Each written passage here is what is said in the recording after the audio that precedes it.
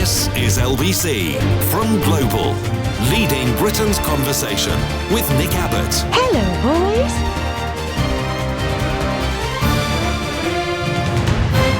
Don't touch me, or I'll kill you. Says everybody who works for Matt Hancock. Early evening showers tending to fade, but a few persisting in the Midlands, the Wales and the southwest overnight. Parts of Scotland staying cloudy with rain at times. And I bet I know which parts. One moment, I'll check while you wait. What? Rubbish. That's not true. Raining a little bit tonight. Not a lot, but a bit. This is in Glasgow. And then not raining tomorrow or raining on Sunday. And then sun. Sun.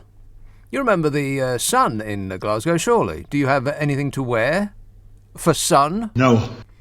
Sun on Monday and Tuesday and Wednesday and Thursday and Friday and Saturday and Sunday and then Monday and, and then it starts to rain. Oh, well, never mind. In the north, cool and cloudy, patchy rain. In the south, sunny spells and showers. Typical spring day in the height of summer. Oh, fabulous. That's Saturday. Now, Sunday to Tuesday. Southern parts, likely to see some rain at times, possibly heavy and stormy. Thunder, lightning, very, very frightening. Elsewhere, a good deal of fine and dry weather becoming warm for many, especially the north. What? Especially the north. Warm in the north. You're going to have to peel a few layers of woolens off. I know you don't have any summer wear, but just peel off a couple of layers of woolens. Let the steam out. Would you like to hear the long-range forecast until the end of July? No. OK, last week in June, first week in July. Unsettled in the south. Persistent rain likely, thundery showers and stronger winds. Away from the south, drier with longer spells of sunshine and lighter winds. So it's wet and cool in the south, warm and dry in the north. Well, the whole world's gone crazy. Yes, the old bag is right. Then a lot of fine and dry weather is most likely everywhere. Here, there and everywhere, baby. But, and it's a big, giant, wobbly but, in a return to normal, showers and more prolonged rain in the northwest. Temperatures likely to be above normal, with the potential for some very warm and humid days in the south. So that's the last week in June, first week in July. Now, the middle 2 weeks of July, this is where it starts to get serious. If we don't get excellent weather in the middle 2 weeks of July, then you start thinking, oh, well, we've still got August. Never mind, there's still August, and about halfway through August, when it's freezing, blooming cold and pouring down with rain, you think, oh, well, sometimes it's nice in September. And then before you know it, it's Jesus' birthday.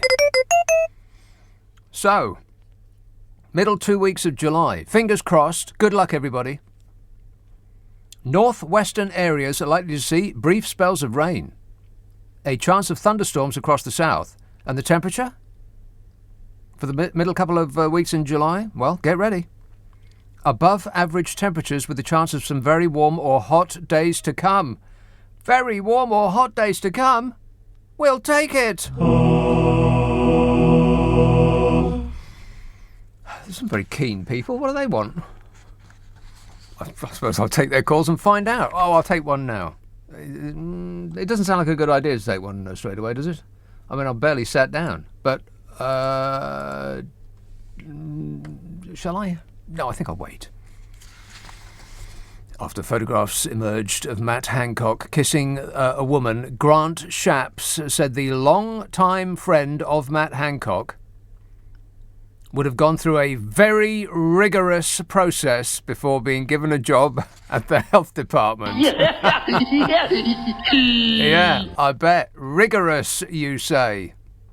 Stills from what appeared to be CCTV footage in the Health Secretary's Whitehall office, published in The Stun, showed Hancock in what the paper called a clinch with Gina Coladanan,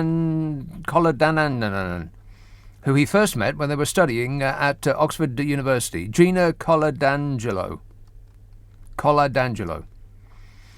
I should have known that already, shouldn't I? I've been paying scant attention. Just the very idea of Matt Hancock coming at anybody with his mouth just fills me with disgust. No offence. Shapps, the transport... Can you believe that Grant Shapps is the actual Transport Secretary? No. Hard to credit, but it's true. Grant Shapps, who is in charge of transport... And hasn't transport improved since Grant Shapps took over? No. He's the Transport Secretary. He also said that Matt Hancock was following COVID rules. Right. What rules are they then? Lick your nearest stranger. That rule. According to The Stun, the images were from the 6th of May. And under the government's unlocking timetable, intimate contact with people outside your own household was only permitted from the 17th of May. And that clinch was from the 6th of May. He was following COVID rules, says Grant Shapps, the Transport Secretary. Excellent gaslighting there, Grant Shapps. It's like he's using one of those Jedi mind tricks. These are not the clinches you think they are. Yes, they are. You're not a Jedi, Grant Shapps. In November last year, Labour complained about apparent cronyism after it emerged that Coladangelo, the head of marketing at the Oliver Bonus... Oh, the details of this are exquisite. Oliver Bonus retail chain. What was Matt Hancock's bonus? Don't ask. In November last year, Labour complained about apparent cronyism. Apparent? Oh, just stick the boot in, Labour. Stop being so blooming polite. Apparent. The head of marketing at the Oliver Bonus retail chain was first made an unpaid advisor at the Department of Health and Social Care, and then a non-executive director, if you please, a part-time role paid £15,000 a year. You can't get a part-time role that pays £15,000 a year. Don't ask. It is not available. Parliamentary records show that in 2019, Matt Hancock sponsored Coladangelo for a parliamentary pass. She was formerly an executive for the PR and lobbying firm Luther Pendragon, which boasts of how it's highly connected with the government. An executive for a PR lobbying firm right at the heart of government is what he ushered in by All Hands Hancock. Isn't that so totally Tory? Yes. Labour said that while ministers are entitled to a private life, there needed to be full transparency about whether any rules have been broken over the appointment. Oh, jeez. I mean, this is what I'm talking about. Labour, you're not going to get anywhere with that. Oh, well, you might have not done something quite correct and followed all of the relevant rules and regulations. Let's have an inquiry, said Labour. You should be tearing chunks out of these people. Grant Shapps said, "The only thing I know is that if you are appointed to a government position, there are very rigorous programmes in place." Please, Grant Shapps, I am begging you, stop saying rigorous. In an interview with this station on whether any lockdown rules have been broken, Shapps said, "Yes, obviously you have seen the pictures with your own eyes." I'm joking, of course he didn't say that. He actually said he was quite sure that whatever the rules were at the time, they were followed. Oh, right, yeah. Yeah. Last year, you will recall when Professor Neil Ferguson, the epidemiologist who was helping shape the government's response to the coronavirus, he quit his advisory role for breaking social distancing rules by having a woman of the opposite sex visit him at his home. Hancock at the time said he would support the idea of police taking action against him. Punishment for those outside the cult, a free pass for those inside. According to the Stun, images show Hancock and Coladangelo kissing at about 3 o'clock in the afternoon on the 6th of May. What? Before supper? In the afternoon? During daylight? Dreadful. An unnamed friend of the Health Secretary told the paper he has no comment on personal matters. No rules have been broken. Yeah, if that friend wasn't you, was it, Matt? A Labour spokesmodel said, "Ministers, like everyone, are entitled to a private life. However, when taxpayers' money is involved or jobs are being offered to close friends who are in a personal relationship with a minister, then that needs to be looked into. The government needs to be open and transparent about whether there are any conflicts of interests or rules that have been broken." Which is just exactly what you would expect from an insipid Labour Party these days. I mean, most of the audience will have fallen asleep after about 3 words. On the other hand, Ed Davey, out of the Liberal Democrats, tweeted, "The reason Matt Hancock should resign is he's a terrible health secretary, not because of his private life." That's the way to do it. Completely correct in every respect. He shouldn't get fired for this. He should get fired for literally everything else. But Bodger won't fire somebody who's just incompetent and can't do their job very well. Because that would reflect poorly on it. People might think, well, hang on a minute. What about you? Hancock has previously been accused of showing favours to friends. No. Really? And other acts of cronyism, such as, but not limited to, awarding a contract to a former neighbour to produce vials for NHS COVID-19 tests, despite him having had no previous experience of producing medical supplies. But excellent experience in being Matt Hancock's friend. He passed that test with flying colours. Last month, Matt Hancock was found to have broken the ministerial code in technical terms by failing to declare a stake in a family company that won an NHS contract. What? Only technically did he break the law. Oh, well, that's all right then. It was only technically breaking the law. It wasn't even a law, it's a code. Questions were raised also about Hancock's register of interest, given that his sister and brother-in-law run a company called Topwood Limited, in which the health secretary has a 20% stake. The firm, you will be unsurprised to learn, won a contract with the NHS, but he, Matt Hancock, did not immediately declare his interest. And he did not resign and will not be investigated by the authorities because, statues or flags, Her Majesty, sausages. 0345 6060 973, text 84850, email nick@lbc.co.uk, and if you're on Twitter, you might like to wonder if this is any way to run a country. Dreadful. This is LBC. This is LBC with Nick Abbott. Call 0345 6060 973. Tweet at LBC. Text 84850. I really like you. Do you like me? Says Matt Hancock to his hot new assistant. Wendy emails, "I'm listening in from the start. Yeah, cool dude. Can you see these?" Well, just a bunch of squiggles, like emojis. Wendy, are you 5? If not, stop using emojis. I mean, apart from anything else, you can't see what they are. They're so tiny, particularly on a phone. Just little yellow blobs. But thanks for emailing me, Wendy. I really do appreciate it. Raf texts, "Matt Hancock having an affair, the mind boggles. Do you think he's trying to emulate Boris Johnson by being a bit of a Casanova, as this seems to increase Boris's popularity rather than diminish it?" Yeah, amazingly, there was a survey. Survey said that Sir Keir Starmer, and I think the Sir is dragging him down a bit, might want to ditch the Sir part. Sir Keir Starmer was seen as all toffee-nosed and highfalutin, whereas Boris Johnson,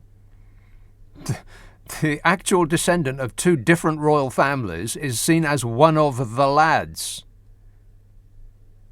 The mind boggles. Doncaster, hello, Charles. Oh, hi, Nick. Are you well and groovy? I'm well. Okay, I'm going to attempt to defend Matt Hancock. Yes. Can I give you pros and cons?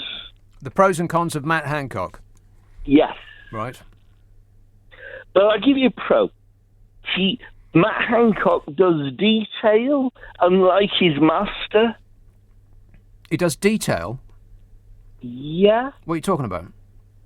Well, goes into the detail of things and then tells the rest of the world. All right. Well, you're making no sense so far. Carry on. Okay.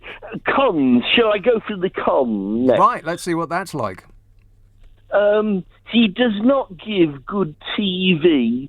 Frankly, he looks ugly. Compared to which other cabinet minister? Well, the average. The average. Actually, of all the things that you could have picked on, that's the one that's on the shakiest ground. I mean, he may not be to your taste, Sir Charles, nor mine, but ugly is stretching it a bit. Gormless, I think that would be spot on. It is indisputable that Matt Hancock looks gormless. Affirmative. Ugly, well, that's debatable. Clueless, yes. Hideous to the eye, maybe not. But anyway, good work there, Charles, for whatever that was. Colm emails, Hancock must stay. To stop the media hypocrisy and shame of losing in extra time or by penalties, Bobo's got no other choice but to do a substitute job swap with Matt Hancock and Priti Patel. I think maybe some of these, are you just cutting and pasting whatever comes in? I think a little bit of editorial control, it would not go amiss. I mean, I hate to be a stickler. Let's see what this one's like. Alan says, the Danes have arrived and I'm supporting them tomorrow. That's Danes, spelled D-A-I-N-E-S. Oh, my God. Whitechapel. Hello, Darren. Hello, Nick. How are you? Good, thanks.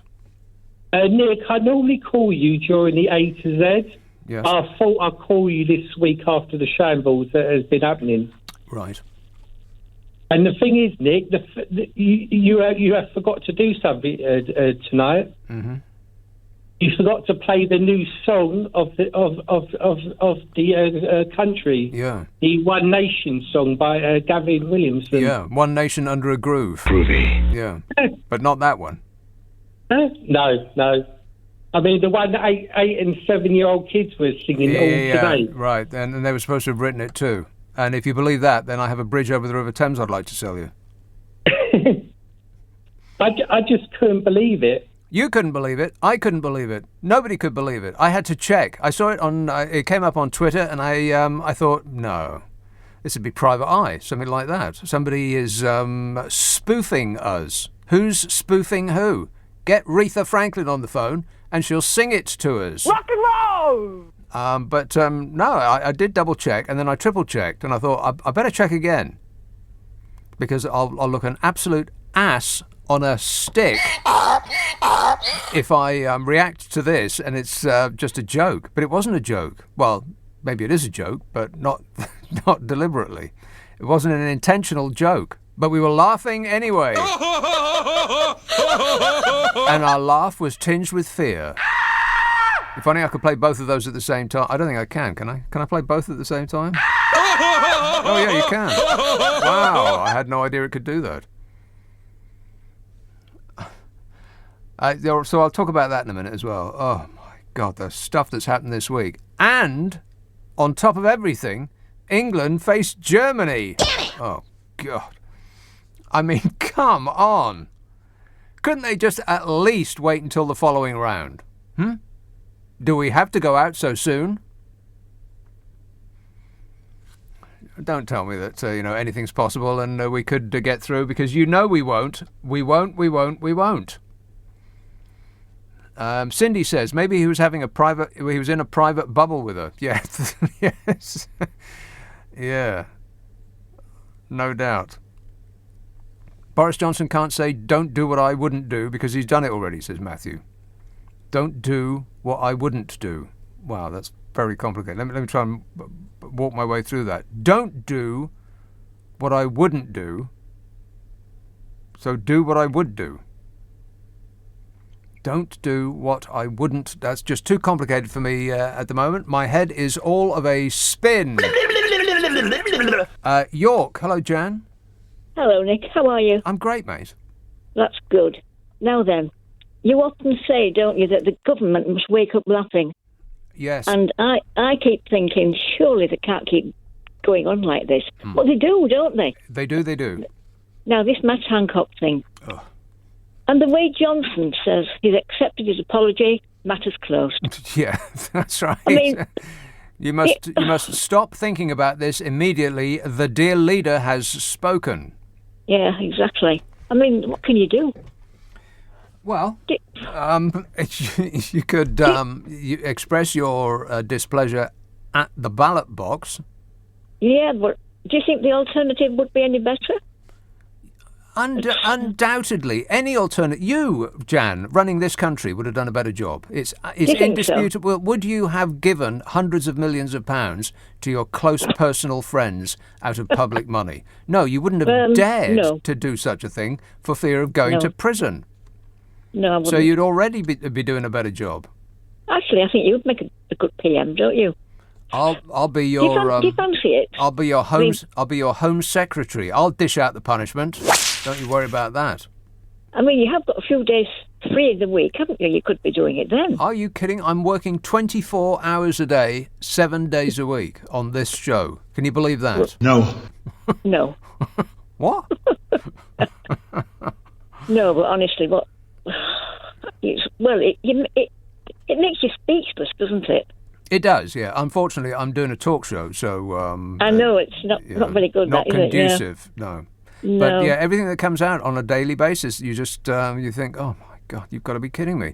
I thought we put all this behind when America made its decision about Donald Trump. I'm president!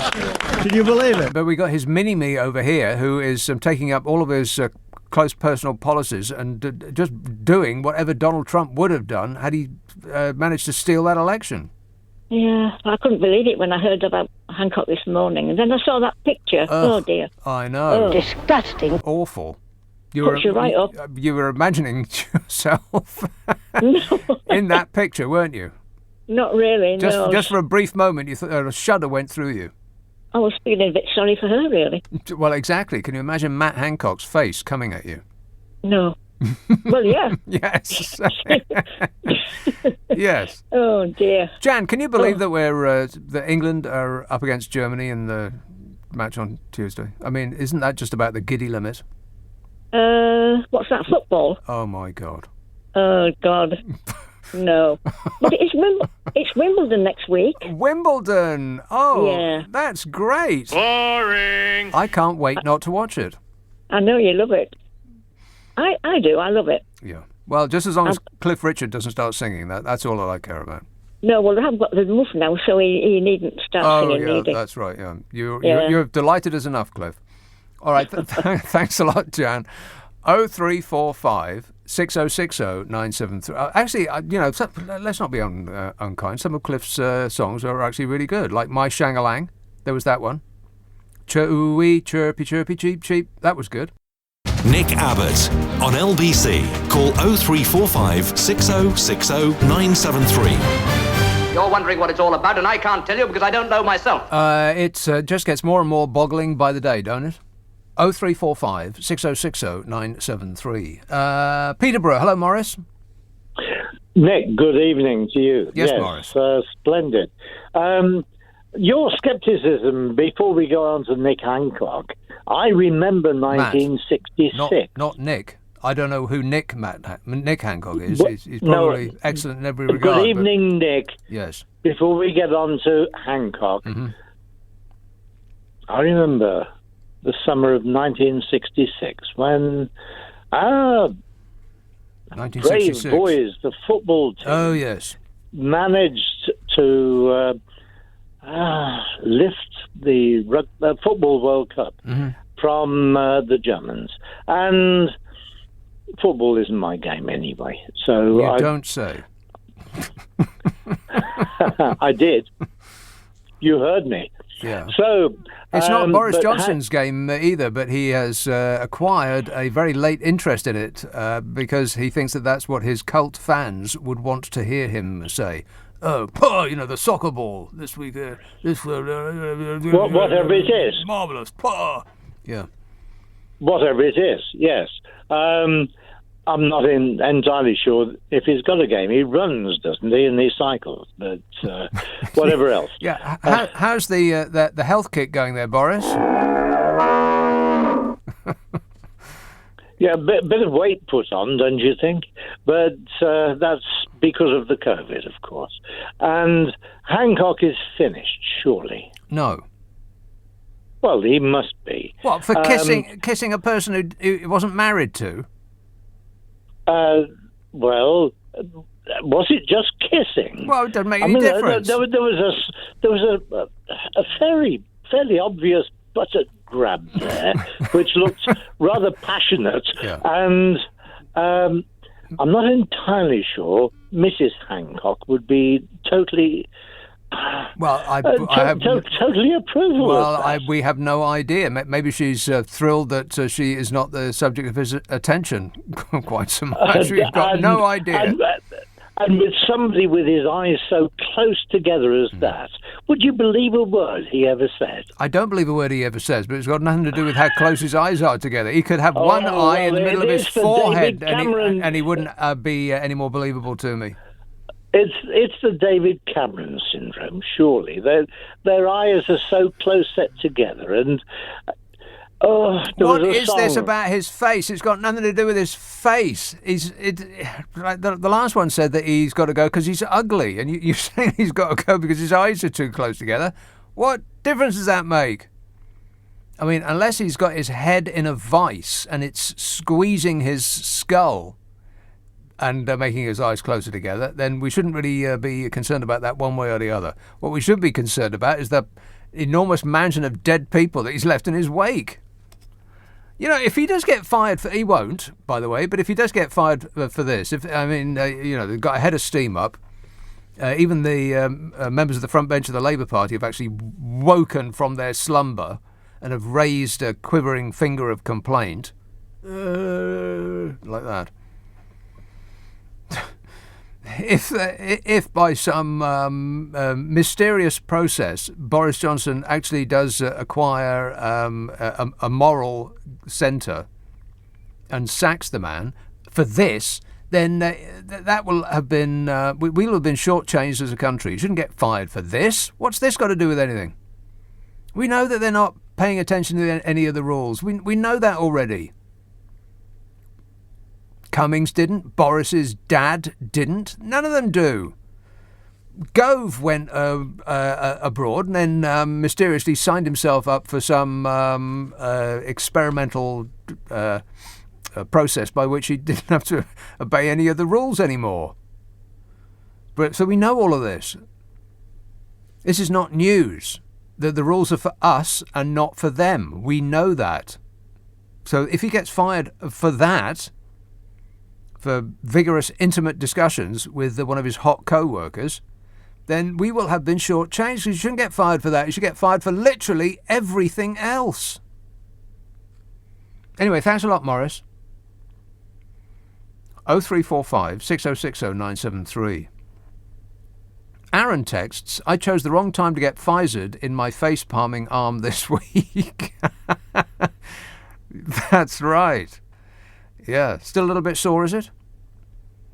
Through overuse, his face-palming arm. Just a little pinprick.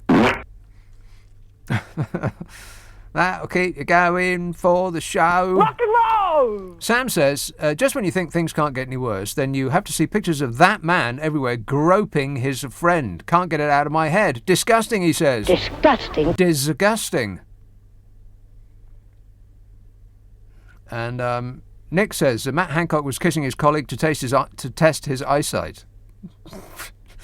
Obviously, says Nick. Yeah, not to test his eyesight, not to taste his eyesight, because that's something else, ain't it, Bodge? Contact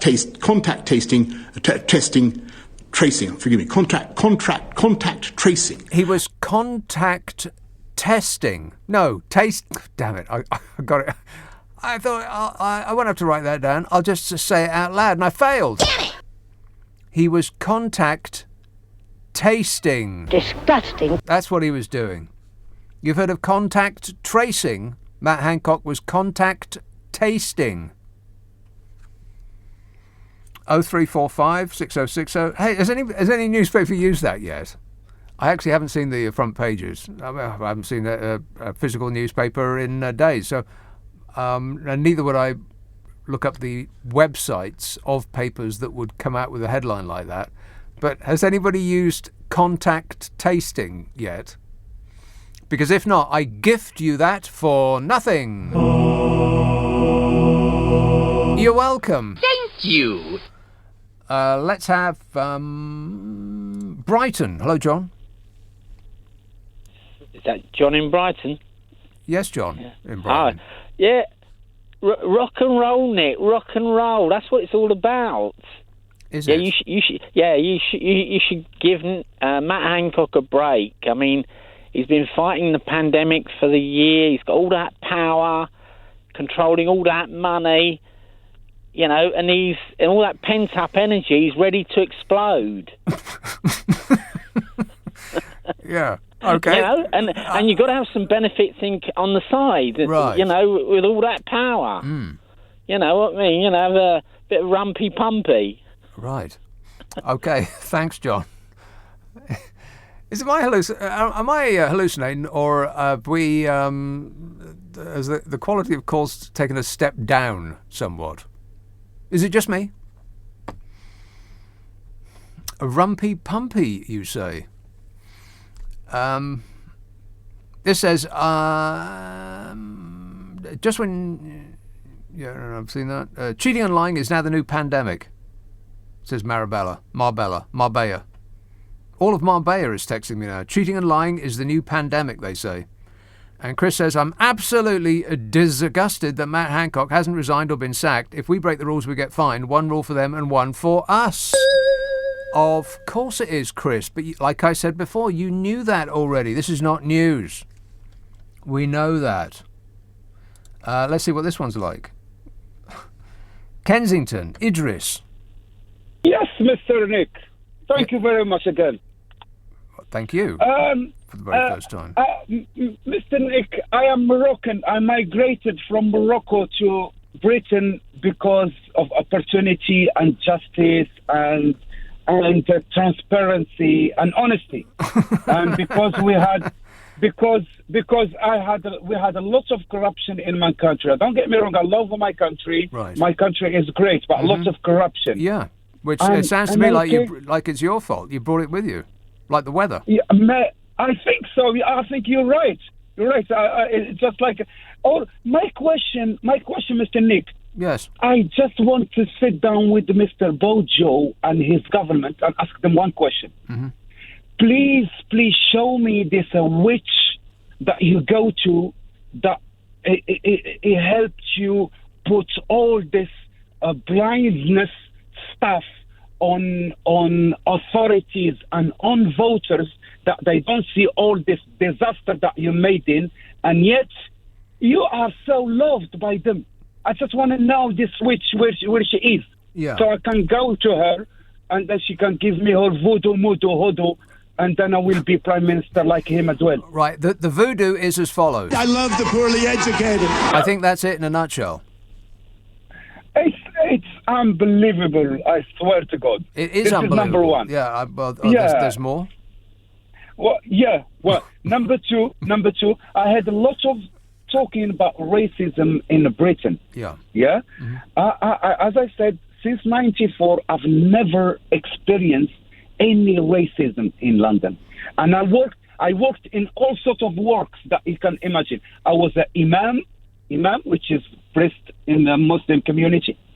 I worked as a teacher. I'm working as a minicab. I worked as a doorman. I worked as a cleaner. I was a kitchen porter. I've never experienced. There is incidents. I'm not saying that there is no incidents, but I don't call this incidents as like we have a tremendous racism in Britain. And then for those people who believe in this, I'm going to ask them two questions. I'm going to pretend that you are an Arab, yeah, and then go work a cleaner in Saudi Arabia or Emirates as a cleaner, and then come to us and tell us the kind of experience. Or even better, pretend that you are Palestinian and go to Al-Quds, Jerusalem or West Bank, and pretend that you are, and then live few weeks there, and then tell us the experience of beautiful racism. All right. Comparing and contrasting, yes, there are worse places to live in the world. Yeah, absolutely.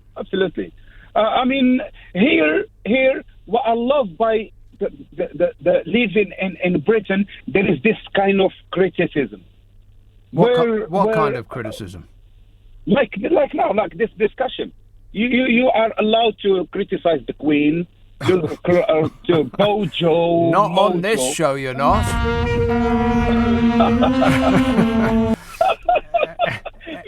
Anyway, I know all of this. It's a relatively free country, getting less free by the day, but so far we are still, we're floating on a sea of freedom. So far, we are holed significantly under the waterline. We are taking on water, no doubt about that. We are less buoyant than we used to be, freedom-wise. But yeah, there are worse places to live in the world. Of course there are. I'll come to that song in a minute as well. Yeah, Idris, I've got to go, but thanks a lot, mate. 0345 6060 973. Friday, Saturday, Sunday night at 10. Nick Abbott, LBC. Leading Britain's conversation at the weekend. Andrew Castle. Who wants to be talking about internal political squabbling? Why does Sir Keir Starmer focus on that? Rachel Johnson. People have unlocked mentally, and all that remains are these incredibly inconsistent rules. Majid Nawaz. We extended our lockdown based on dodgy, out-of-date figures. Listen across the weekend live on Global Player. LBC. This is LBC with Nick Abbott. Call 0345 6060 973. Tweet at LBC. Text 84850. Here are the studio calls flashing up on the indicator. First call in this section, Isleworth. Hello, Ravi. Yes, Nick, how are you, sir? I'm good, thanks. The question is this, Nick. Let's not digress from the fact that we have the best vaccination undergoing in the world under the stewardship of Mr. Hancock. What do you mean by best? Well, come on. We've had about, 65% double dose, and compared to other countries. But more importantly, Nick, we have a few people calling in seem to be whiter than white, as if they haven't done anything naughty in their lives. I would like the Sun to name their source. How can this be done in a government office without any legality in place? Would you agree with me in that, Nick? Would I agree that the Sun should name its source? Of course not. Why? It's called freedom of the press. Are you honestly saying in your life you haven't done anything naughty or kissed anyone out of the blue? Ravi, don't you understand the basic principle at heart here? He was the man who was instigating the rules. Yeah. That's why it's a thing. Right. But as your other people have said, is he the only one who's broken the rules? No, but he was the one that was making the rules. And people like us and you were breaking the rules as well. But we weren't making the rules. Which part of this is hard for you to understand? What I find hard is people on a witch hunt, and I find that hard. A witch hunt? Are you? Which planet are you living on, Ravi? A witch hunt. The man who has fashioned the worst death rate of any major country in the world. That's wrong for the start. I think India and Brazil are 1 and 2. It isn't wrong. What's your source for that? We're having more deaths in India and Brazil. Not number. Name your source. You just per head of population. That's absolutely wrong, Nick. You know that very well. Brazil, I don't know anything of the sort. We have a combination of the worst death rate and the worst economic hit of any major nation on Earth. Okay, Nick, let me put you on the spot. Who do you have to replace him? Answer the question. You could do a better job. His dog could do a better job. No, you're absolutely wrong, Nick. Don't pretend to be whiter than white. You've done things in your life which shouldn't have come out. Ravi, Nick, the point, no, Nick. The point which you are pretending not to understand is that he was the man that was setting the rules. Fine, I do accept that, but right. What is going to be achieved by going on and on? Look, whether you accept it or not, that Conservatives will come back to power. We saw it. They're in power. What are you talking about? Well, at the next election, they'll still come back to power. Well, so what's your source? Well, my just source is making it up. No. But answer this question then. What about this? Hang on a minute. Go back up. What do you mean that the Conservatives will get into power at the next election? As though, I mean, that's just saying no. The British people don't care about these trivial matters. The British people should care. To be whiter than white. Oh my God! Stop saying whiter than white. Okay, you've done things in your life which shouldn't have come out. Correct? How would you like it if someone had a camera secretly filming you? Would you like that, Nick? Answer the question. Ravi, how is it that, what are we in now? Like 5 minutes into this conversation, you are still pretending not to understand the basic point that he was the man who was setting the rules for the rest of the country and yet breaking them himself. Oh, Nick, what don't you understand? That people always think that they're... Anyway, Nick, nice chatting to you. Yeah, well, not really. Kind of irritating. 0345 6060 973. And I'll say again, he shouldn't be fired for that. I don't care one way or the other. Apart from it sending a shudder of disgust through me. But it don't make never mind who he kisses or what he kisses when he's I almost said on the job at work. That's not why he should be fired. He should be fired for literally everything else he's ever done. I mean, Boris Johnson himself called him bleeping hopeless, and other things as well that we've just found out. And absolutely nothing happens because no amount of ineptitude will get you fired from this government, because it would put the spotlight on the king of ineptitude, Boris Johnson himself. He can't fire anyone because people will say, well, hang on a minute, you did the exact same thing. You are the chief clown in this circus. If anybody else has got to go, then you've got to go too. But we're way beyond that. We're in a post-moral age. As usual, with everything else that the regime does, it's what would Donald Trump do? Amazing, really, that they're still basing their entire outlook on life, the whole policy, the way of running government on a man who lost his last election in America. But badly.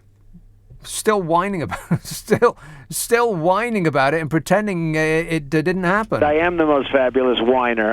And I'm a whiner, and I keep whining and whining. Yeah, I know. Oh, shut up! Yeah, I wish you would. You know, when that the sentence was handed down to that policeman in America, my immediate thought was, what's Donald Trump tweeted about it? Oh, no, that's right. He ain't got no Twitter feed no more. I'll talk to a reporter in America about that after the news. Kath texts, Hancock didn't break any COVID rules because he was taking part in a pilot scheme into easing social distancing. That's what Gove said, isn't it? He came back from, I think he was watching the football, wasn't he? God. He said, oh, no, I don't have to isolate. I'm taking part in a pilot scheme. Oh, a pilot scheme. Yeah, if they were pilots, they'd be flying this whole country into a mountain. 0345 6060 973. God, if you got on a plane and Michael Gove or Matt Hancock came over the intercom and said, I'll be your pilot today, you'd be collecting your bags and running to the exit. Trev texts, leave Hancock alone. He was clearly resuscitating the poor woman who was obviously worse for wear. Right. I like contact tasting. I wonder if a newspaper's going to have that. If they haven't had it already, then that's very, very poor work on their behalf, and they really should get their act together. Contact tasting. That's what it should have been. Well, it'll be all over the news again tomorrow, so you can you have another bash at it. 0345 6060 973. You can text 84850. Email nicka@lbc.co.uk, and if you're on Twitter, it's @lbc. Friday, Saturday, Sunday night at 10. Nick Abbott, LBC.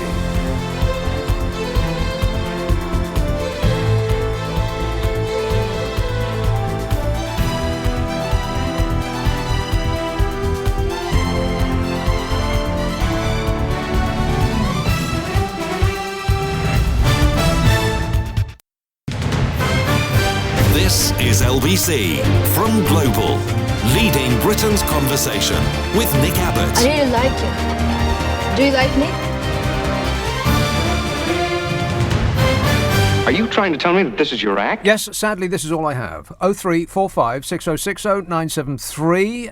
Well, you've just been hearing in the news about Derek Chauvin, the 45-year-old police or ex-policeman who was sentenced to 270 months, which seems like an odd way of describing the sentence, but it amounts to 22 and a half years in prison for the murder of George Floyd. On the line, LBC's Washington correspondent Simon Marks. Hello, Simon. Hello, Nick. So he was convicted of second-degree murder. What does that mean? Yes, he was convicted of second-degree murder, which was the most serious charge that he faced. Unintentional murder, but a stronger charge than the lesser charges of manslaughter that he also faced. He could have been sentenced on all three charges today, but in Minneapolis, the judge said that he was only going to sentence him on the most serious count, and the other two remain on the docket with no sentence immediately being passed. As you said, 22 and a half years. If he was a first-time offender convicted of second-degree murder in Minnesota, he could have expected a 12-and-a-half-year sentence, but the judge applied aggravated circumstances to this case, saying that because Derek Chauvin had meted out very clear cruelty towards George Floyd, and because of other aggravating factors like the presence of children in the crowd of bystanders who were observing the murder. As a result of that, the judge added another 10 years to the sentence. So 22 and a half years versus the 30 years that the prosecution demanded. And remember, the judge could have completely thrown the book at him and sent him down for 40 years. So there were those whose immediate reaction, and some of them were outside the court, supporters of the Floyd family, who thought that perhaps the judge had been somewhat lenient towards Derek Chauvin. But we've been hearing in the last hour or so from attorneys for the Floyd family who say that they believe that the sentence fits the seriousness of the crime. The Reverend Al Sharpton, veteran civil rights leader, of course, here describing this as one stop on the highway towards full justice. And the lawyer for the Floyd family, Benjamin Crump, saying this is the longest jail sentence in history in Minnesota for any police officer convicted of a crime against an unarmed black suspect. while the family recognises that this is the exception, they hope that this is the beginning of sentences like this becoming the norm. Now, it's 22 and a half years that he's been sentenced to. Does it work in America like it does here, where you take the number that they've actually been sentenced to and halve it and then take a bit off, and that's what they actually serve? Well, he's immediately had 199 days knocked off the sentence for time already served. It's not clear to me when he faces any prospect of coming up for the possibility of parole. Certainly, there would be an opportunity for a parole date, assuming good behaviour in jail and assuming that he doesn't encounter any trouble there or become a problem as far as the authorities are concerned. He's likely to spend an enormous amount of time in solitary confinement, given the fact that he's a former police officer. For his own protection, it's unlikely that he's going to be released into the general population, but certainly it's possible that he will come up for parole and have the opportunity to get out of jail earlier than that 22 and a half years. He'd be 67 and a half by the time he came out of jail, were he to serve every day. Having said that, this is such a lightning rod of a case that I think it would be a very high bar for him to meet in order to qualify for parole. I think most legal analysts expect that he's going to serve the substantial bulk of that sentence. Do we know in what sort of institution he'll be serving it? No, he's been held in a couple of different detention centres up until now. He has been in solitary confinement for the last 2 months at a city facility in Minneapolis. Now it will be up to the Minnesota Bureau of Prisons to decide where he should go, and they will make that determination now that sentence has been passed. I'm sure they'd already been mulling it over, given that there was no question that he was going to be sentenced to jail. His lawyers had argued that he should be released on probation, but that was never ever going to occur. They'll have to make that decision, and they'll have to, I think, really think about his own safety, given that as a former police officer convicted of the murder of an unarmed African-American suspect, you'd think that he wouldn't be very popular within the hallways of any kind of jail in Minnesota or the Minneapolis or Minnesota more broadly. We did, by the way, hear from Derek Chauvin himself today. For the first time, really.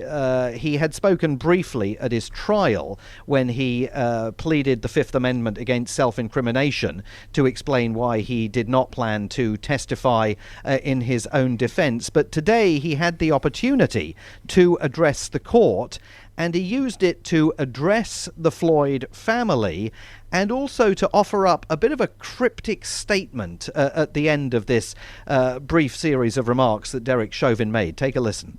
At this time, due to some additional legal matters at hand, I'm not able to give a full formal statement at this time. But very briefly, though, I do want to give my condolences to the Floyd family. There's going to be some other information in the future that would be of interest, and I hope things will give you some peace of mind. Thank you. Very curious construction there. Additional information at some point in the future that might give the Floyd family some peace of mind. We've no idea what he was referring to there, but that was the first time that he has expressed any kind of condolences publicly to the Floyd family. After that sentence was passed and he was immediately led away.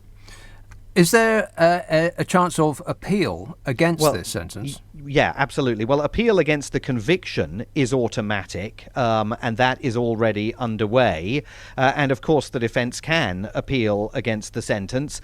That's a bit of a gamble, were they to take it, because the judge said that rather than be particularly eloquent in the courtroom, he has written his justification for reaching this conclusion of a 22-and-a-half-year sentence down in a very lengthy document that he furnished to both the prosecution and defense lawyers. And remember, given that the prosecution was asking for 30 years and the statute allows for a maximum sentence of 40 years, an appeal would not be entirely without risk for Derek Chauvin, because it's possible that on appeal, judges may say, well, he should have been sentenced to a longer jail term, and they might overturn the judge's decision in this sentencing and actually sentence him to a longer prison sentence. So I think they'll have to decide exactly how they want to handle that. He's not, by the way, finished with the courts. There are other cases to come, including criminal charges that have been brought against the 3 other police officers that were alongside him at the scene of George Floyd's death, and it's perfectly possible he knows that he might be called as a witness in those cases, which is one of the reasons why he was somewhat constrained in what he was able to say today. His lawyers undoubtedly had warned him that there is so much additional litigation further down the road that he needed to be very careful about what he said in court today. Now, it probably wouldn't have gone this way if a certain bright orange nightmare had managed to stage the coup that it looked very much like he was attempting in January. Has Trump said anything yet? He's not said anything that I've seen about the Chauvin case, but Donald Trump's got a busy night ahead of him, because we learnt within the last couple of hours. I mean, first of all, there was a report coming out of the district attorney's office in New York, and now it's been confirmed by Donald Trump's lawyers that the former president has now officially been warned that criminal charges may be laid against his business, the Trump Organization, as early as next week. That doesn't mean that those will be criminal charges against him. We think that the prosecutors in New York are very much targeting the chief financial officer of the Trump Organization in a bid to put additional pressure on him to cooperate more with their broader investigation into Donald Trump and his business empire. But it seems pretty evident that criminal charges may be coming in the next few days. There have certainly been conversations between Trump lawyers and prosecutors, in which, of course, the Trump Organization's lawyers have been arguing that prosecutors shouldn't press ahead with any kind of criminal charges, but the prosecutors have put them on notice now that charges may well be coming. We know a grand jury was impaneled several weeks ago to hear evidence. It would be up to the grand jury to decide whether that evidence gives rise to the level of requiring a prosecution, but they are evidently quite a way down the road to bringing some kind of legal action against the Trump Organization that seems to be very much focused on the manner of compensation packages that were lavished on senior executives, and whether some of those senior executives were properly recording as income, for example, money that they might have been paid by the Trump Organization to send their children and grandchildren to fancy private schools in New York. That seems to be the nub of the case, but until we actually read an indictment and we see papers being served on Donald Trump or other figures within his business empire, we're not going to precisely know. Right, it's like the Al Capone scenario. Get him on the tax.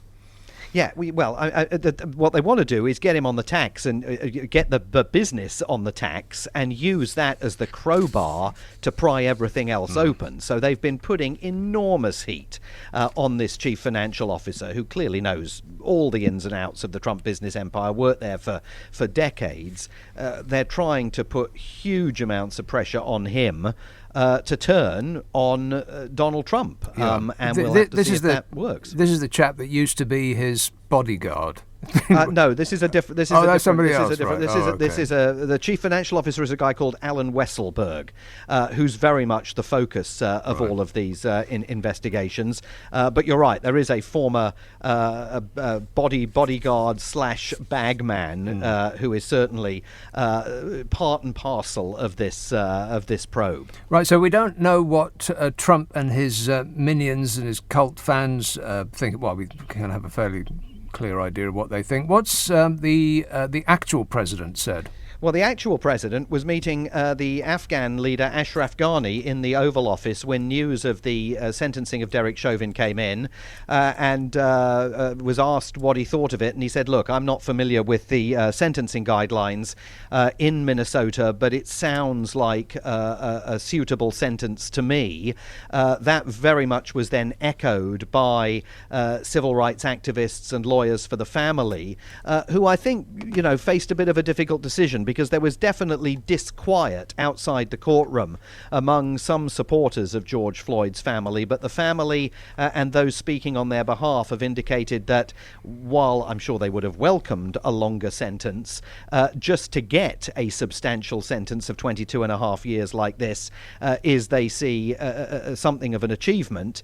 But they have reiterated that they are going to continue campaigning for justice in a whole variety of other cases that are yet to come before the courts, cases that undoubtedly haven't even happened yet, but at some stage will, because there is this pattern of this kind of violence against unarmed minority suspects all over the country. And there's now added pressure on members of Congress, because we still haven't seen the George Floyd police reform bill, which would ban chokeholds and make it much harder for police officers to claim immunity from prosecution.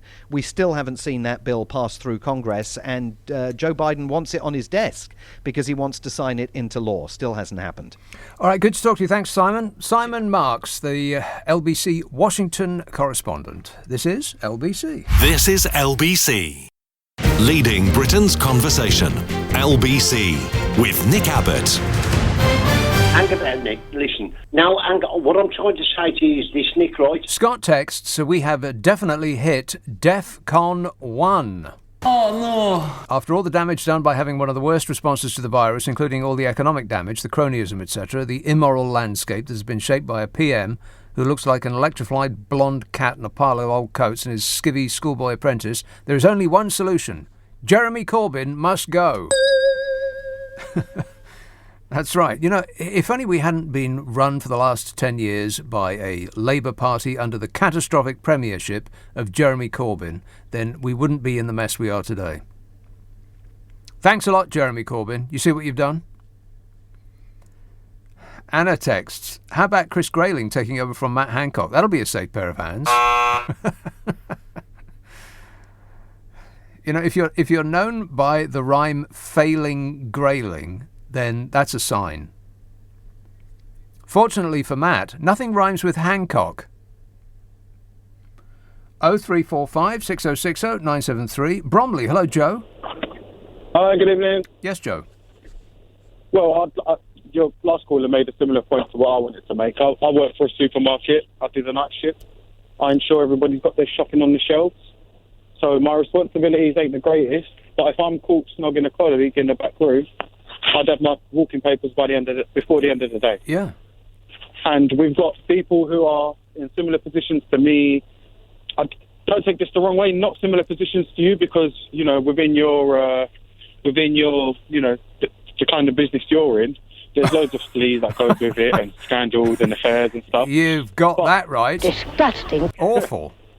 But, like us, the general public, everybody in that position, anybody in any kind of, a position of responsibility, especially, the health secretary. Exactly. We would have been given our charging papers before the end of the day. You would have been defenestrated instantly and punished severely, yes. I think this is the problem. I think we hold, in this day and age, the public, they hold other members of the public to a higher standard than they would hold, the health secretary, for instance, because, say, for instance, tomorrow, it sounds a bit weird, but say, for instance, Harry McGiffin and you start having an affair, everybody would be up in arms and say, oh my God, look at him, he's, blah, blah, blah, this, that and the other. Hey, Carol, did you hear this? What? Yeah. It's a no from me and her. But thanks for the advice, Joe. Hey, Carol and I do a podcast. Oh, right, yeah. We do it in different buildings. In fact, we often do it in different countries. She's usually in France when we do our podcast, and I'm safely thousands of miles away here. Or hundreds at the very most. least. It's called What's Your Problem with Nick and Carol? Oh, right, yeah. And it's a podcast in which the delightful and often wrong Carol McGiffin and I try to solve people's problems while laughing our faces off. If you would like us to have a bash at your issue, you must send it to the following address, nickandcarol@global.com. That's NICKANDCAROL @global.com. And prepare to be mildly dissatisfied. You can get it where you get good podcasts. If you haven't got Global Player, then you should definitely get it. You can get it from your favourite app store, whichever it may be. A Global Player. Ask for it by name. And on there, and wherever they do good podcasts, you will find What's Your Problem with Nick and Carol. Yes? No. 0345. Very, very disagreeable. No? Yeah. 0345 6060 973. Steve texts, go Matt, who are ya? Sal texts, ministers engaging in affairs, carnal rather than of state, seems to be the only aspect of the European lifestyle which the government decided to retain. Yeah, that's right. I don't think you should get fired for that. To me, it don't make no never mind one way or the other who Matt Hancock approaches with his face. He should get fired for literally everything else. In fact, I think I may have said this at the beginning of the show. It seems like so long ago. I would feel shortchanged if he was fired for this. Why would he get fired for this? But the last two callers are absolutely right. If he was in charge of a major organisation, if he was the shelf stacker at night, or he was the chief executive officer on £5 million plus bonuses a year, he would have got fired. And I ain't making that up. I mean, there's been quite a few stories just lately of CEOs being fired for that exact thing. Bringing disrepute to the business. But I'm not sure that this business, radio or show business in general, is particularly unseemly. I haven't noticed.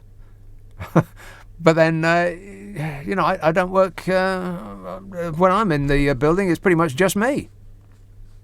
I could have an affair with myself. Disgusting. But I'm not sure I would be agreeable. I'll think about it. Woodstock, Nikolai. Hello. Yes, sir. I find this situation utterly hilarious because we have reached a point where even Lawrence Fox is a more trustworthy politician than the ones that are running the government. I find it just hilarious. I had barely anything to say about how stupid Matt Hancock was to do this at a time when he was supposed to be House Secretary, not a damn womanizer. Right. Okay. Thanks a lot, Nikolai. I'm sure that he wasn't in expectation of having a picture of his canoodling plastered all over the front pages of the papers. See, that is actually really properly bizarre. I mean, that's a sort of a separate story. Somebody will be desperately trying to get to the bottom of it. It's like an episode of that old show 24. You remember that? When they suddenly realised that all of the CCTV cameras in the head office of I can't remember what the organisation was called now, but anyway, they were counter-terrorism. That's right. All the CCTV cameras in the counter-terrorism governmental organisation were had been taken over by terrorists. Oh, that's a spoiler alert, isn't it? Warning! I've ruined it for you now. I miss that show. There's nothing quite as exciting as that show on these days. I mean, nothing actually even remotely as exciting as that. 24. They should bring that back. Why not? Dominique texts, hopeless, hapless Hancock got away with dreadful mistakes as he was portrayed as a decent guy doing his best. But now he has been exposed, as having the morals of an alley cat. The nice but dim act ain't cutting it anymore. Nice but dim. I'm sure that he wasn't going for dim. Nice, maybe. Emotional, perhaps. Maybe a little bit too emotional. Stop whining. Yeah, hey Matt, stop whining. And cut out the phony crying. Because you're not a good enough actor.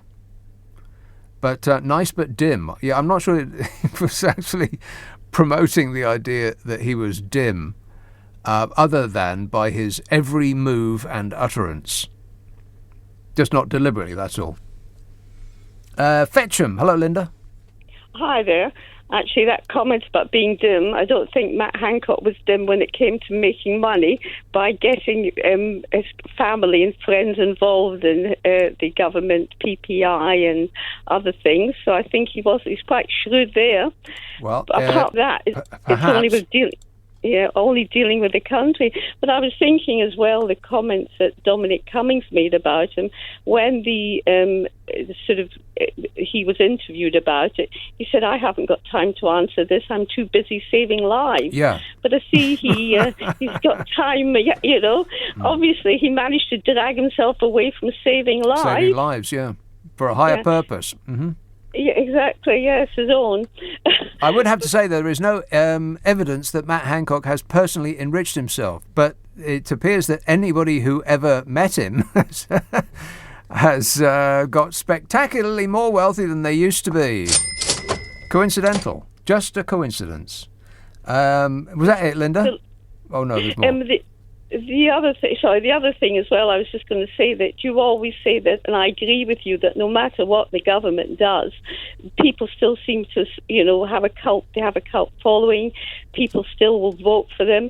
But it reminds me, and a reason being, I think it reminds me of a film, believe it or not, 1992, when Tom Cruise, the lieutenant, says to the colonel, Jack Nicholson, "I want the truth." And this is the answer. The reason that the country that follow him don't want the truth is that Jack Nicholson's answer is, you can't handle the truth. You so can't the fact handle the truth. Handle the truth, yes. Exactly, and that's it. I think the people who stood by the government all the way through, they've trusted them with Brexit, even trusted them with the vaccines, that to be honest, they haven't got this freedom they've been offered. Everything they've promised is just obviously gone wrong and it hasn't come to pass. But rather than say we've made a huge mistake, it's like that chap that obviously was talking quite rubbish, saying, haven't you ever made a mistake, when he was trying to defend Matt Hancock. Well, I think the people that stood by the Conservatives realise the mistake they make. But rather than admit it, they can't handle it. No, but they can't handle the loss of face and, crucially, the loss of hope, because that's what they voted for. They voted for the promise that their life would get better by, through Brexit and voting in Boris Johnson to stick it to the elites. They voted in a cabinet full of Eton-educated millionaires to stick it to the elites. I mean, that's just moronic. That's like those two blokes in the boat blaming the Labour Party for everything that the Conservative Party had done to them over the last 10 years. You know the clip that I'm talking about? On the TV news, they asked the two boats on a boat up north why they were voting for the Conservative Party, and they said, "Oh, it's terrible around here. They've shut the hospitals and they've shut the police stations and they've shut the magistrates' court. What's that about?" So they voted Conservative, either not understanding or forgetting, perhaps, that they had been under Conservative rule for the past 11 years. Morons. We're surrounded by morons. 0345 6060973. You can text 84850. Email nick@lbc.co.uk. And if you're on Twitter, it's @LBC. Friday, Saturday, Sunday night at 10. Nick Abbott, LBC. This is LBC. This is LBC with Nick Abbott. Right, so what are we doing? Gibbon, we're doing a radio show. Chris texts, we better be unlocked come the summer holidays, otherwise parents will be furious if lockdown extends again. I hope we never lock down again. Yeah, people are just so desperate to get out of the country. I mean, how unpatriotic is that, by the way? I bet it's the furious flag wavers who want to leave the most. Yelling about how great Britain is and can't wait to get out of it. when did it become part of our human rights to go and lie on a sun lounger in Spain for 2 weeks a year? Just be happy here. We got no end of lovely in this country. Paul tweets, is it the Liberals they want to upset? Is it the elite? Or is it simply those that told them what a con Brexit really was? Yeah, I think the anger and the refusal to accept reality is part of the same thing. People voted for Brexit while their enemy was telling them that it was a daft thing to do, and you don't really want to do that. And those who have absolutely zero knowledge or understanding of it whatsoever, who didn't read a single word of the treaty or our obligations or what we were losing, had no clue about it at all. They're the ones that will call me up and scream down the phone that they knew what they were voting for. Whereas obviously they didn't. I mean, pretty much the entire fishing industry voted to leave the European Union. How's that going, by the way? Fabulous. Farmers, the same. So they did not know what they were voting for, partly because the reasons that they were told by their cult leaders were all wrong. Now, I imagine that they knew that they were wrong, the leaders who were telling them all of these excellent reasons for leaving the European Union. We're going to get control back. Right, but what does that actually mean? It doesn't actually mean anything at all, unless you know who the control is being given to. I mean, it's not the people.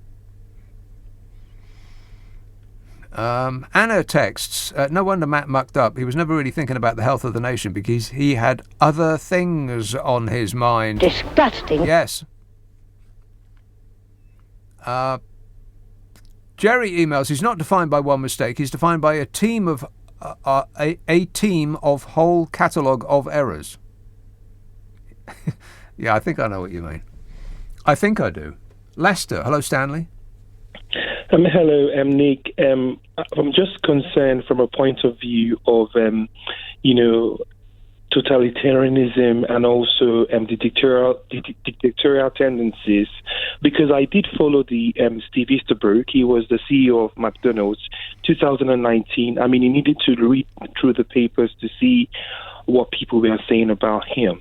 I mean, he was fired eventually and given a severance package of $41.8 million. Yeah. So when you see Matt Hancock doing this and you see Boris Johnson saying case closed, I mean, coming from an African nation, you just begin to worry that people are not beginning to recognize the signs that the country is just going down towards a state where people are no longer held accountable. And that's from the point I'm worried when I see people calling and defending Matt Hancock, who's supposed to be actually safeguarding the health of the nation. So that's just the point I want to make. Yeah, it seems obvious to me if you just dial up the internet and ask it for a checklist of fascism and then go down the list and see what what you can tick against our current experience. And regardless of what website you get it from, you can pretty much tick every single one of them. Yeah. I mean, for instance, removal of freedoms. Okay, it's a special circumstance, but that's... But the state of emergency seems to be extending ever onwards. I mean, other countries have opened up completely. Other countries that have vaccinated fewer people than we have opened up completely. And nothing seems to be happening there. But here, the state of emergency just continues to be drawn out. And under that state of emergency, they can remove your freedoms and will be loath to return them if that state of emergency is ever rescinded. They split us into us and them. They stir up culture wars. They demonize the press. They demonize the judiciary. They scapegoat foreigners. Nationalism is the flavor of the day. Rampant cronyism and corruption, a disdain for intellectuals, cracking down on dissenters. Shall I go on? No. I mean, the only one that they didn't, I've mentioned this a couple of times, the only one that they didn't tick was showing up in public wearing military uniform. And then they did. Bodger Johnson actually managed to find an RAF flight jacket that came in his size. He looked like an extra in Top Gun. And Prissy Patel, she showed up in, it alarmed me. I don't know about you. Yeah, a little bit alarming.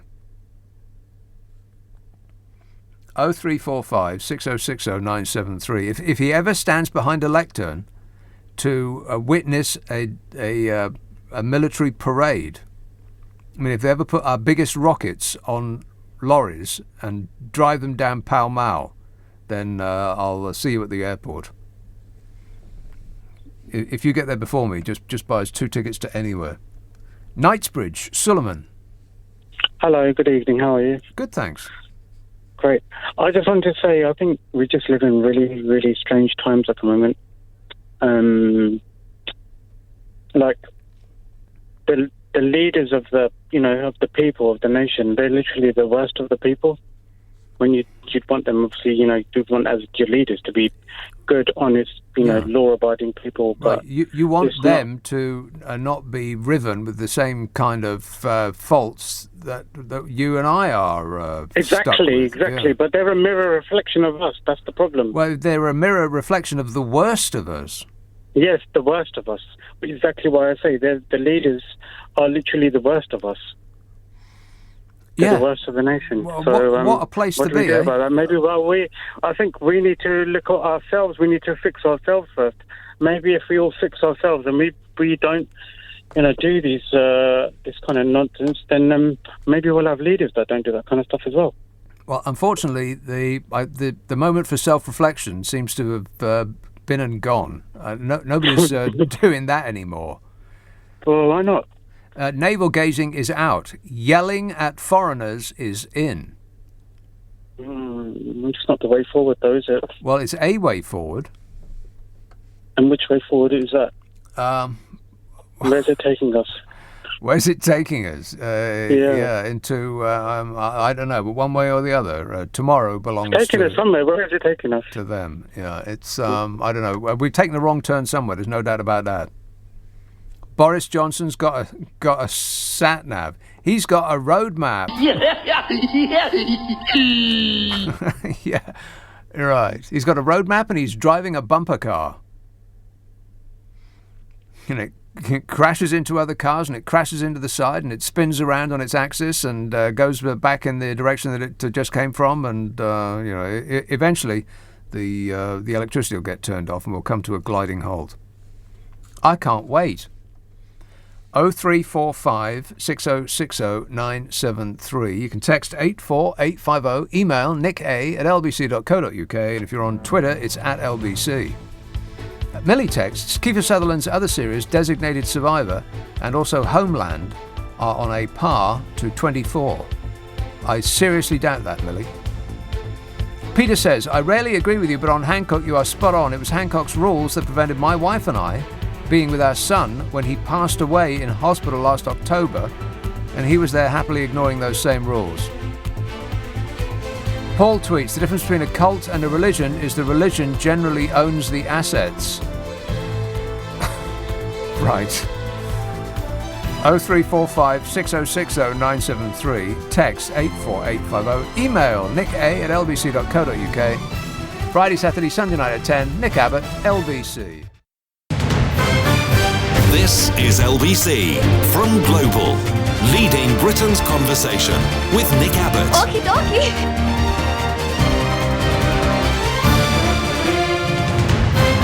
Everything is going extremely well. You bet your life it is. 0345 6060 973. A conspiracy theorist called D texts, this Matt Hancock footage was from early May. Why put it out now? Sorry, he says, but am I the only one thinking that this is clearly a smokescreen for something more big? What, you mean bigger? For something bigger? Yes. Well, you may have been, but you're not the only one thinking that now. Now I'm thinking it. Thanks a lot, Dee. You've made me think. Yeah, it does seem a bit suspicious, doesn't it? I mean, this was back in May, early May yet, which was about a month, or more than a month ago. About 6 weeks, something like that. Why? A, why is it taking so long? B, how did we get this footage in the first place? I mean, this is from inside a government building, for crying out loud. They can't keep anything safe. The same organisation says, trust us with your medical details. Do you trust them with your medical details? No. Not really. No. Not really. No. But yes, highly suspicious, a smokescreen for something bigger. Or just, I mean, this has occurred to me for quite a while now, that they wake up in the morning and think, what can we do to them today? I mean, they just must be so bored, what with having to run a country and all during a major pandemic and trying to extricate ourselves from our biggest trading partner. It just must be so boring. They must wake up and think, oh, I don't know, what fun shall we have today? What can we do to them today that they'll take and won't raise a finger of complaint because they're our cult fans? It must be like torturing a pet dog. You know when people take a dog to the park and they pretend to throw a stick and the dog charges off where it thinks the stick's going, but they haven't thrown the stick. Those people need biting. That's what it's like. We are their pets and they're treating us very badly. I'm calling the police. Or the RSPCA anyway. 0345 6060 973. This anonymous text says, come on, Abbott, they are only human. It was only a harmless snog. Anonymous. Is that you, Matt? Yeah, and I agree. For the umpteenth show, I've said that he should not get fired for that. He should get fired for literally everything else. I don't care one way or the other who he presses his face against, as long as they don't personally object. But as we have established, and as has been in the news multiple times just recently, if you were the chief executive officer of a major corporation and you were on millions and millions of pounds, you would get fired for the exact same thing. Although, I mean, people have relationships in offices all the time. So I am led to believe. I mean, I don't work in an office. I don't do office work. I don't sit around with the same people for 8 hours a day. So, I'm not prone to those urges. Disgusting. But everybody else that works in an office does. I'm sure they do. Office romances are a thing. Yes? Yes. Yes. Yeah, it seems, having said that the CEOs get fired, and they have done just recently, like big people from big companies.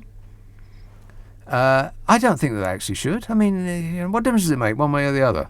As long as, they're both consenting consultants. As long as, somebody isn't being abused. But if they just want to, have a bit of it, what difference does it make? As long as the company is being run on, ethical, clean, decent, honest, and true lines. But you can't say that that's the case with our current regime. So I don't think you should be fired for that. In fact, I do find it highly suspicious. At this point, I wouldn't be surprised if it was Matt Hancock and Bodger himself who had released the tape, thinking, well, let's just stick that out there and see what happens. I mean, well, you're not going to have to resign, and I won't fire you. Most certainly not. I wonder what our cult fans will come up as an excuse. And of course, it will really upset the Liberals. So let's just stick it out there and see what happens. But I wouldn't be remotely surprised if that was the case, and also if it was actually a smokescreen for something else. Excellent time to bury bad news. Keep your eyes peeled, everybody. Streatham. Hello, Penny. Hi there. Hello there. I'm actually really upset this evening, and forgive me if I'm a bit emotional, but this is like the last straw for me, and I'll explain why. So I trained as a nurse, and I've worked in clinical roles and policy roles, and more recently I worked for the NHS Test and Trace programme, which was very punishing, but I was giving briefings to ministers, and I'm absolutely appalled that those of us that work really, really hard behind the scenes have to then sit and listen to this Matt Hancock behaviour, which, I know what you've just said about, so office affairs happen, but this is in a COVID-19 pandemic situation when he was absolutely having, intimate relationships with a woman, and goodness knows where that went. But this is the end of the line for me. I'm not going to be involved in politics or policy, or I'm not going to put any effort into this government's work going forwards. What, you're resigning?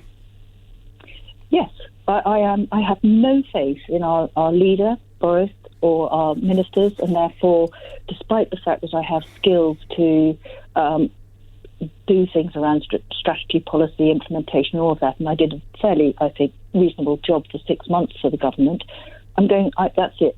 That's it. That's no more am I going to try and work with the government, which is so...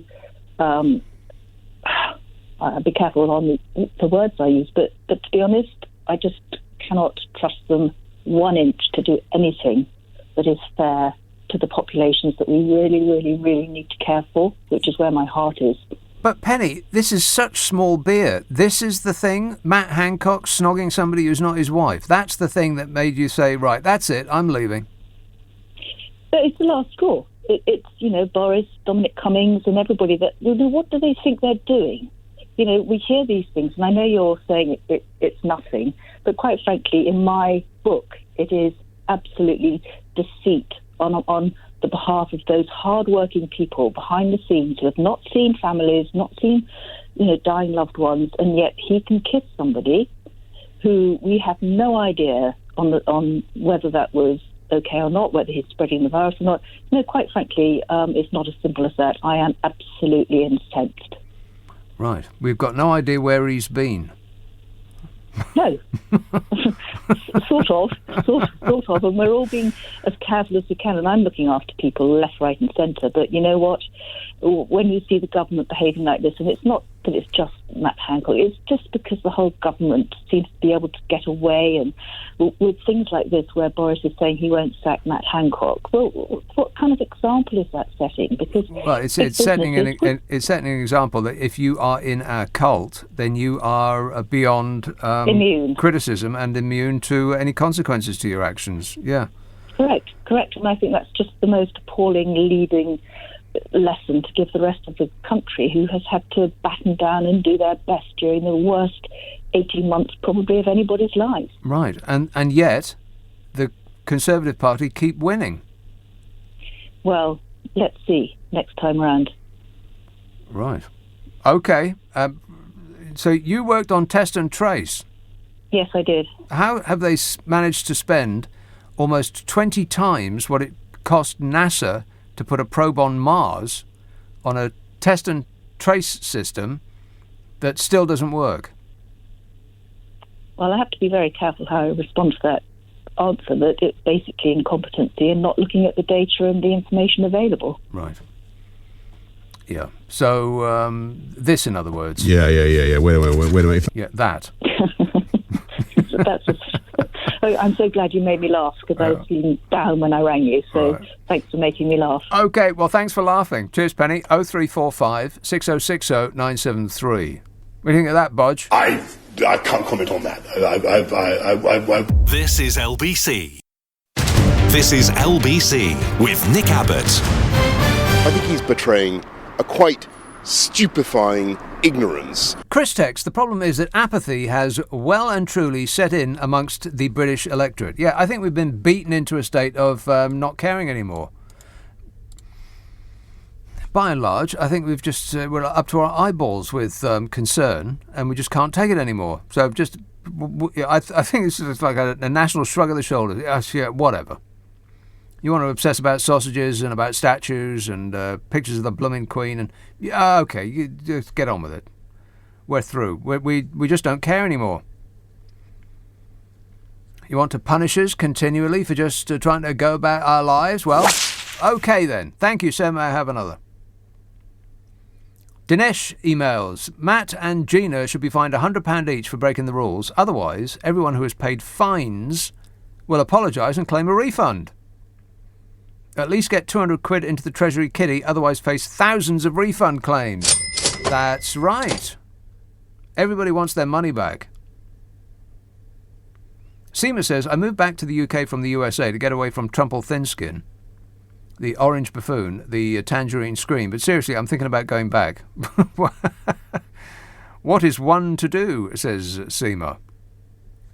I think it's pretty safe to go back now because you know who is out of office. Oh, shut up! And will continue to be out of office. I think he may be inside jail shortly, hopefully.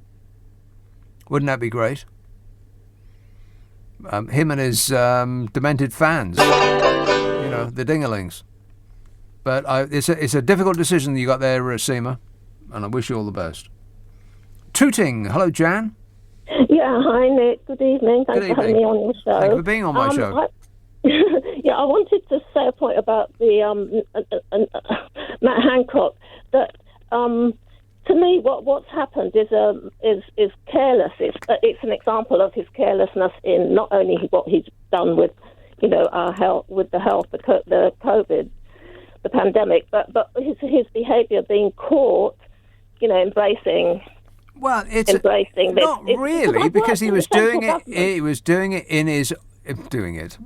He conducted himself in that manner in his office. I don't know whether he was doing it in his office. I've worked in central government, and there are cameras everywhere. Yeah, but you don't expect the footage of the camera to end up on the front page of the Sun, though, do you? Yeah, because they know all the time there's moles in working in the government. Whether they're unless the security guards, why should they have any? How on earth do you get footage from a security camera in a government building and spirit it out of that building? How do you physically do that? It's just that there's so many moles in the government. No matter how much security, there's such high security. Because I've worked in central government, and there's cameras everywhere, and such strict, for anti-terrorist sort of security issue measures and everything. There's cameras everywhere. Well, yeah. He should know better. He's been careless. Well, okay. What was that? Unless he wants people to think he's got some fire in him, and he's engineered something so that instead of being hopeless, he's shown to have some fire. A Casanova, yeah. Yeah, Casanova. He's a love machine. What do you think? Well, no, I know you said it's not so much.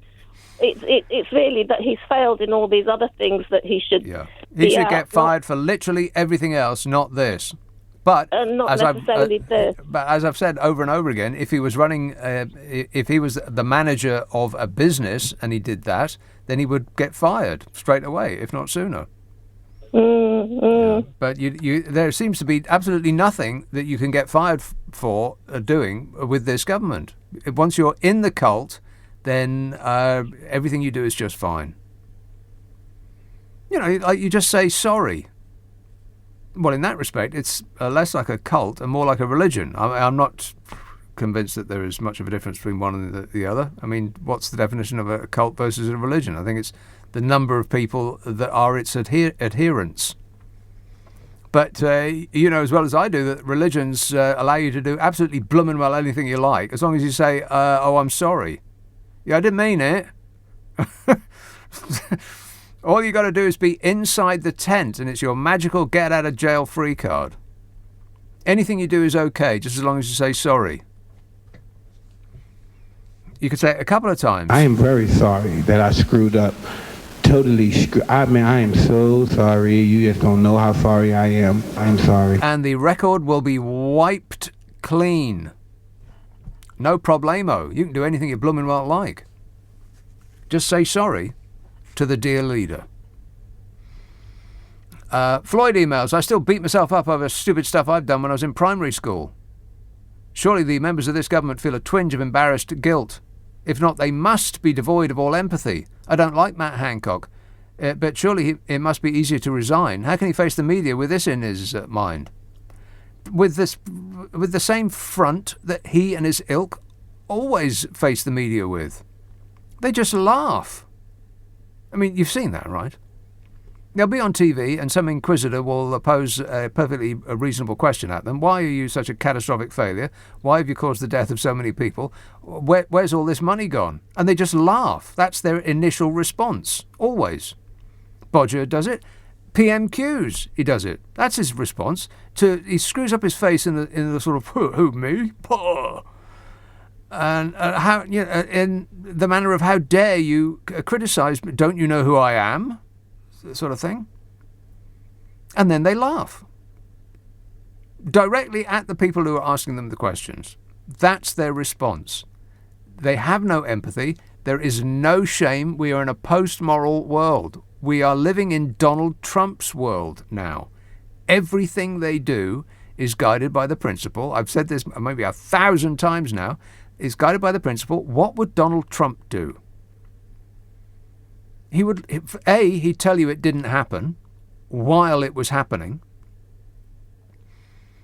B, he would corral his dingling fans and cultists to scream at the people who were criticising him. And he would try to crush any dissent, and that's precisely what is happening here. He wouldn't laugh. I don't remember seeing Donald Trump laugh ever. I can't remember him ever showing much pleasure, apart from brief periods in one of his demented dingling meetings, his white power rallies, like in brief interludes when the crowd was chanting his name. Like he would, do his Mussolini thing. He'd stick his chin out and just, soak that up. But laughing, I've never seen him laugh. 0345 6060 973. Maybe he, when he's in moments of private contemplation, when he's killing puppies, maybe he laughs then. It's possible. 0345 6060 973. Let's have, who's been waiting the longest? Lewisham, Mohammed. Yeah, hello, Nick. Thank you very much for taking my call. I'm a first-time caller. Good man. Nick, I'm a person that really like to follow rules, but at least we have been now governed by people that do whatever they want and they go away with it. And I can't see any kind of respect for these people anymore, or whatever thing they talk about for us to follow anymore, because this is repeating itself every now and then. Yeah, on a daily basis almost. Yes, and originally I'm from Sierra Leone, and exactly what is happening in Sierra Leone, my country, is the same thing happening here. So I don't really know how can a government like this be doing the same thing every now and then, and the same time again they're getting more popularity in what they are doing. Right, so because I think it upsets the other side.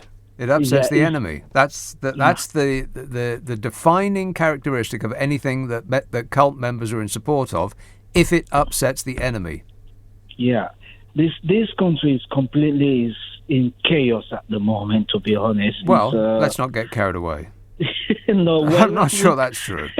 Well, I'm just going with